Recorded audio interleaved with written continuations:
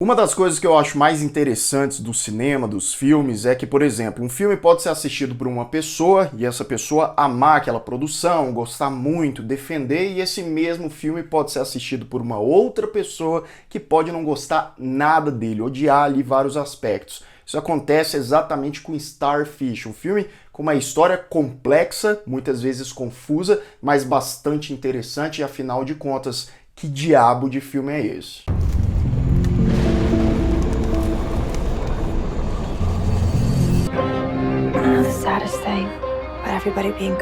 Sejam todos muito bem-vindos a mais um Refúgio Cult, meus amigos. Hoje a gente vai falar de Starfish. Aqui no Brasil ganhou um subtítulo Vozes e Segredos, né? Uma produção de 2018, americana, e é definitivamente, como eu mencionei, aquele filme para algumas pessoas amarem, se interessarem muito por tudo aquilo ali, e outras pessoas vão odiar por motivos diferentes. Se você ainda não me segue lá no Instagram, me siga lá, @lucasthmaia, para mais novidades sobre cinema, série de TV e sobre o canal também. Bem, toda experiência com filme vai muito da nossa expectativa em relação a ele. Quando a gente fica sabendo de um filme de drama com suspense e terror, que é mais ou menos o caso aqui de Starfish, apesar de que ele é muito mais um drama do que qualquer outra coisa. Então, se a pessoa for esperando um negócio padrão, comum, seguindo ali vários estereótipos de gêneros e etc., com certeza, vendo uma produção como essa aqui, vai se decepcionar, mas vai se decepcionar com força, porque Starfish tem várias camadas ali, muita coisa que é vista não é literal, né? E se a gente não se ater a vários detalhes ali, a gente acaba não percebendo muita coisa, incluindo a primeira mensagem do filme falando baseado em uma história real, ajuda a gente a entender muita coisa, e depois eu vou falar melhor sobre isso. Na história, a gente segue uma jovem chamada Aubrey, e ela acabou de ficar sabendo que a melhor amiga dela morreu, e ela não estava próxima dessa amiga dela, né? Ela não estava ali por um problema, um motivo específico presente na vida dessa amiga quando ela mais precisava. E aí, essa Aubrey agora, meu amigo, fica com aquele remorso, fica com aquele peso, com a culpa, e ela também carrega outras culpas aí. E para piorar a situação, né, ela decide invadir ali o apartamento da amiga morta para passar um tempo ali, para curtir, né, aquele momento de melancolia intensa. O mundo tá acabando lá fora, tá rolando um verdadeiro apocalipse, é isso mesmo. Então o filme começa bem lento, é um filme lento, é um filme que toma o seu tempo ali, com bastante paciência. Então, se você for esperando um negócio frenético também, é melhor passar longe desse aqui. E aí ele dá essa reviravolta, né? Porque a personagem acorda um dia e tá acontecendo um caos lá do lado de fora. Então, assim, é uma produção que não vai mastigar muita coisa, vai entregar ali pra gente, assim, ó, pá, de uma vez, coisas quebrando a linearidade ali da história, da produção. O A.T. White, que é o diretor, o roteirista e o compositor do filme. Essa é uma obra definitivamente muito pessoal para o cara, afinal de contas, essa história real foi baseada na própria vida dele. Ele desenvolveu todo o argumento, toda aquela viagem, né, na própria história, e a direção do cara tem bastante identidade. Ele conta ali com os ângulos, focando muito em objetos específicos, usando muito a ambientação, a mise-en-scène, a composição ali da paisagem para contar a história, e a trilha sonora é muito bem-vinda. Em alguns momentos é aquela trilha sonora mais melancólica, com cordas, que ajuda no drama, em outros momentos ela causa muito estranheza.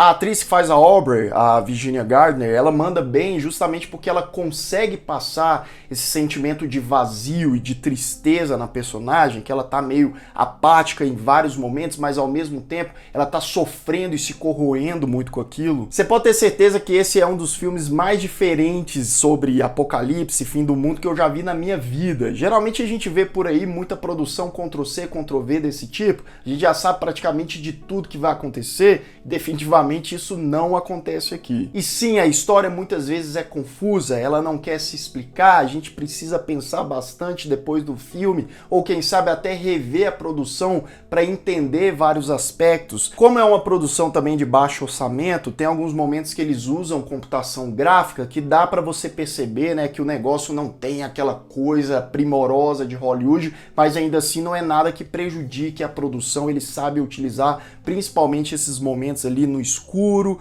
ou escondendo um pouco ali dessa computação gráfica, mas é um filme experimental, complexo e que me deixou bastante intrigado, é por isso que eu dou uma nota 8 para ele. E não é um filme só sobre aquilo que está sendo mostrado em tela, muito pelo contrário, tem assuntos muito mais cotidianos e simples, mas que estão implementados aí nessa maluquice toda. Atenção, aviso de spoiler. A partir de agora, continue por sua conta e risco.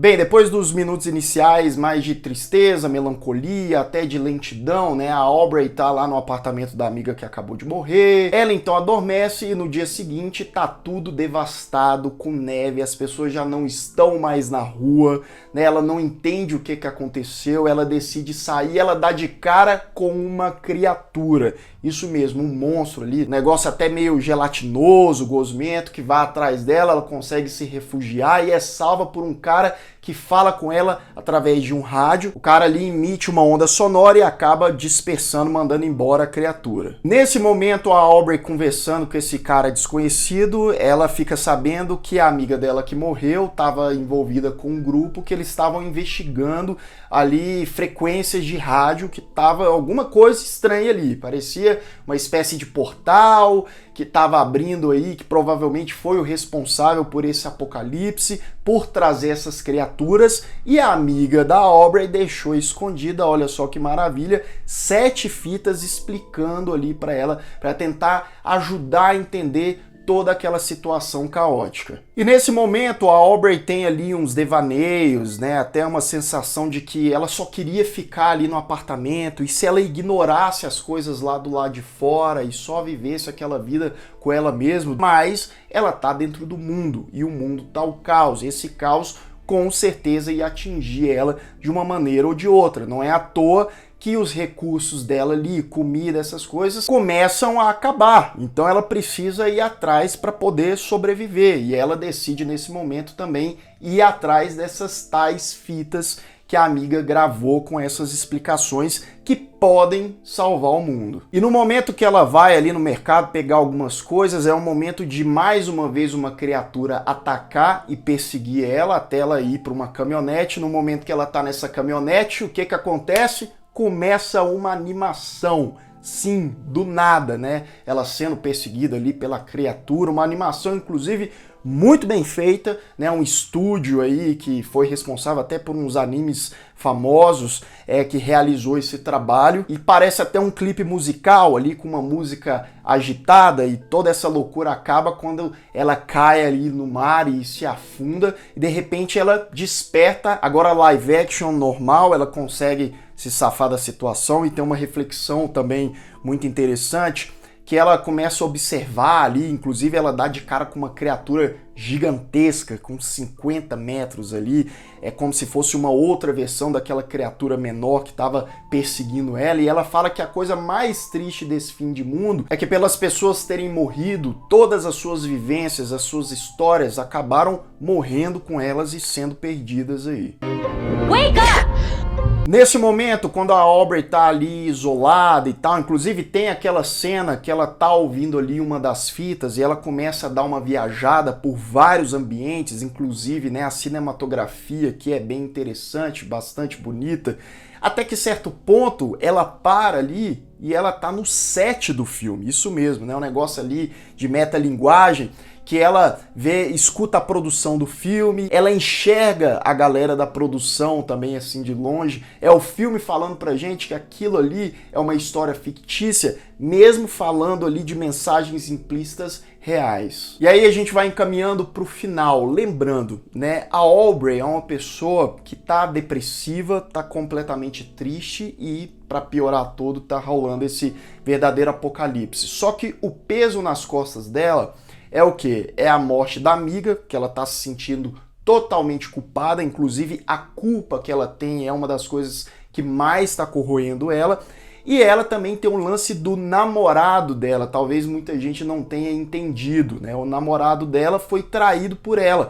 Tem umas cenas que se passam rapidamente no decorrer da produção que mostra ela na praia com outro cara, não o namorado dela, e foi nesse momento que ela traiu o namorado. Então, além da culpa pela morte da amiga, ela também tem a culpa por conta da perda aí desse namorado que ela acabou pisando na bola. Então a Aubrey estava vivendo o seu próprio apocalipse interno, né? Calma, a gente ainda vai chegar lá. No fim das contas, ela acha as 7 fitas, ela vai para uma rádio, né, passar todas essas fitas, ela passa, até conversa ali novamente com o pessoal do rádio e tal, só que ela entende no final dessa mensagem, né, a mensagem que a amiga dela queria passar para ela. Em cada fita tinha ali uma sílaba e tal, falando forgive mais forget, que seria perdoar mais esquecer. Perdoar quem, Lucas? Perdoar ela mesma. Ela não conseguia se perdoar mais, por isso que ela estava daquele jeito todo. E esquecer aquilo tudo, né? Passado é passado, esquecer aquele sofrimento, tentar ser feliz, tentar ter uma nova vida. No fim ali ela sai da estação de rádio e se entrega, né? Ela entra ali num campo de força, né? Um negócio ali visualmente também interessante e que na minha interpretação é ela tentando se dar essa chance, é ela se perdoando e se esquecendo do que passou. Aí você fala, mas Lucas, e o apocalipse? E os monstros ali, como que a pessoa ia ser feliz? Na minha opinião, mais uma vez, tudo aquilo ali era uma grande metáfora. Sabe quando a pessoa tá passando por uma depressão profunda, que ela não consegue sair daquele universo particular, sombrio, cheio de tristeza e fica presa a ele? Pois é, tudo aquilo em volta, né, as pessoas sumindo, etc., simbolizava a depressão da Aubrey, como ela se isolou, se distanciou e estava vivendo ali aquele momento só dela e que estava sendo bem difícil. E a partir da mensagem da amiga dela, ela teve aquele fio de esperança para tentar sair de todo aquele apocalipse pessoal. Lembrando, né, baseado em uma história real, né, história do A.T. White, que é o diretor. Então é o momento do cara que provavelmente aconteceram coisas parecidas na vida dele, como traição ou a perda de um amigo, e ele estava nesse momento totalmente obscuro na vida. Bem, e você já assistiu Starfish? Qual é a sua interpretação? Você não consegue engolir o filme de jeito nenhum? Acha que é chato? Independente de qual for, deixa aqui a sua opinião nos comentários, numa boa, na tranquilidade. Espero que vocês tenham gostado do vídeo de hoje. Se você ainda não é inscrito aqui no canal, se inscreva aqui embaixo, clique no sininho para receber todas as notificações e deixe o seu like que ajuda muito o canal. Um grande abraço e até mais.